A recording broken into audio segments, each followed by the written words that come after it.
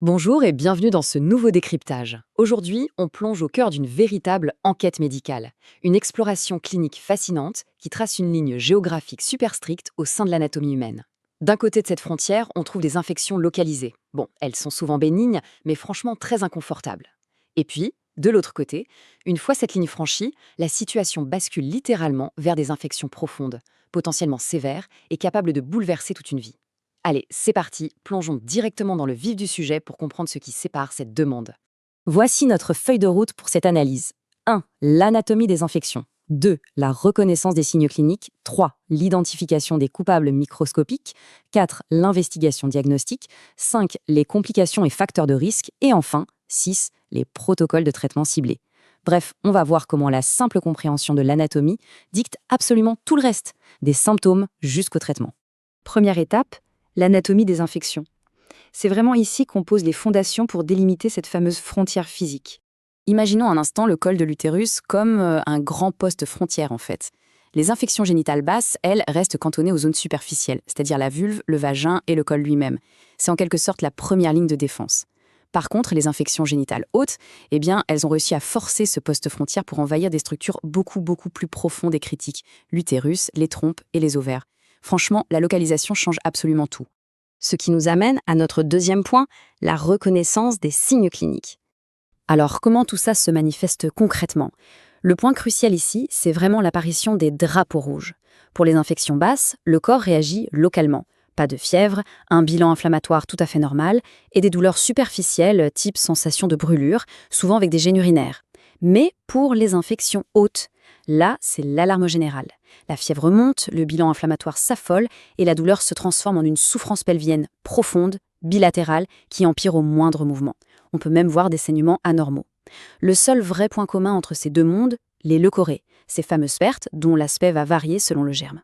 Passons donc à la troisième étape, l'identification des coupables microscopiques. Car oui, aucun traitement ne peut commencer sans avoir formellement identifié l'ennemi. Parfois, un simple coup d'œil ou même une odeur suffit pour orienter le diagnostic instantanément. C'est fou, non? Pour les infections basses, les pertes sont de véritables signatures. Par exemple, le Candida albicans va provoquer des pertes blanchâtres et grumeleuses. De son côté, le Gardnerella vaginalis, qui cause la vaginose bactérienne, se trahit par des pertes grisâtres malodorantes. C'est d'ailleurs confirmé par ce qu'on appelle un sniff test positif. Et puis on a le Trichomonas vaginal, qui se manifeste par des pertes verdâtres et mousseuses. Bref, une vraie carte d'identité visuelle et olfactive. Si l'on déplace notre attention vers le tractus supérieur, les coupables sont redoutables. On y retrouve le fameux gonocoque, Neisseria gonorrhoeae, qui donne des pertes purulentes. Mais attention, il faut surtout souligner la nature ultra sournoise de certaines bactéries comme chlamydia et les microplasmes. Pourquoi? Tout simplement parce qu'elles sont intracellulaires. Elles se planquent carrément à l'intérieur de nos propres cellules, ce qui les rend incroyablement difficiles à détecter et à détruire. On croise aussi des bactéries comme Escherichia coli ou des streptocoques, souvent impliquées dans ces infections profondes. Quatrième point, l'investigation diagnostique. Vu que les enjeux sont beaucoup plus élevés en haut, l'arsenal médical doit monter en puissance. Pour les zones basses, on garde une approche très locale. Prélèvement vaginal, examen direct, coloration de grammes et une mise en culture classique. Jusque-là, c'est du standard. Mais pour le haut, là, on déploie l'artillerie lourde. Le prélèvement devient endocervical et surtout, on utilise la PCR.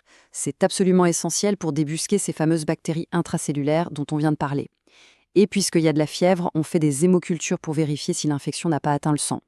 On y ajoute même une échographie pelvienne pour visualiser les dégâts internes.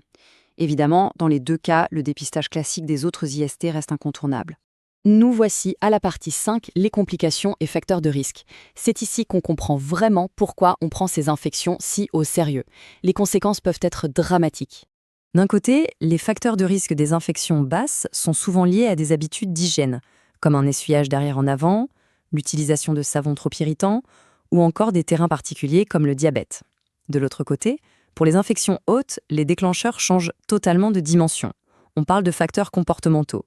Multiplicité des partenaires, antécédents d'IST, mais aussi de causes iatrogènes. Qu'est-ce que ça veut dire? Eh bien que tout geste médical endo-utérin, comme la pose d'un stérilet ou un curettage, peut littéralement ouvrir la porte aux bactéries et précipiter l'infection. Et voilà pourquoi le diagnostic rapide est une urgence absolue.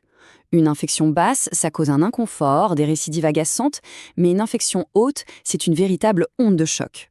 À court terme, on parle de choses très graves comme des abcès tubo-ovariens, du pus dans les trompes ou même une péritonite. Mais à long terme, c'est tout l'avenir reproductif qui est menacé.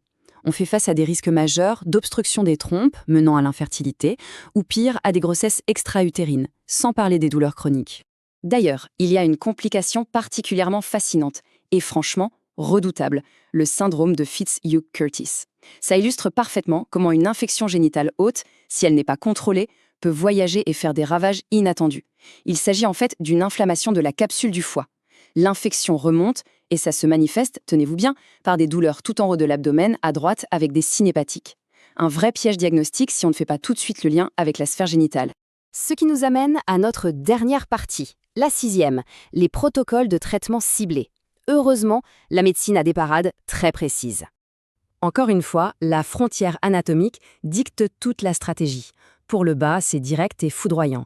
Un antibiotique de la famille des macrolides en une seule dose orale, on traite le partenaire, on rappelle les règles d'hygiène et le tour est joué. Mais pour les infections hautes, la règle d'or, en plus de traiter le partenaire, c'est la contraception. Elle est absolument indispensable, hautement recommandée, justement à cause de ce risque dramatique de grossesse extra-utérine dont on a parlé plus tôt.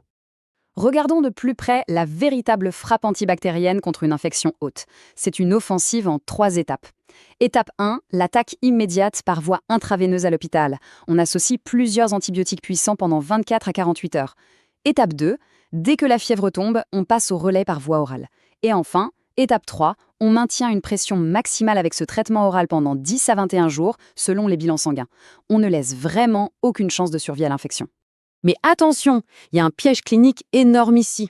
Les antibiotiques très connus qu'on appelle les céphalosporines de 3e génération sont totalement inefficaces contre les bactéries intracellulaires comme Chlamydia.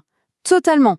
Donc, se reposer uniquement sur ça pour une infection haute, c'est laisser l'ennemi le plus furtif complètement intact. Elles ne doivent absolument jamais être utilisées seules dans ce contexte. L'anatomie nous montre qu'une frontière très mince sépare un simple inconfort d'une pathologie destructrice. Alors, face aux risques colossaux d'infertilité ou de grossesse extra-utérine, une question fondamentale se pose pour clôturer ce décryptage. Dans quelle mesure l'identification immédiate et le traitement ciblé de symptômes, qui paraissent parfois mineurs, pourraient-ils sauver l'avenir reproductif des patients ? C'est une véritable course contre la montre vitale qui laisse vraiment réfléchir sur l'immense valeur d'un diagnostic précoce. Merci d'avoir suivi cette analyse et à très bientôt pour une nouvelle exploration.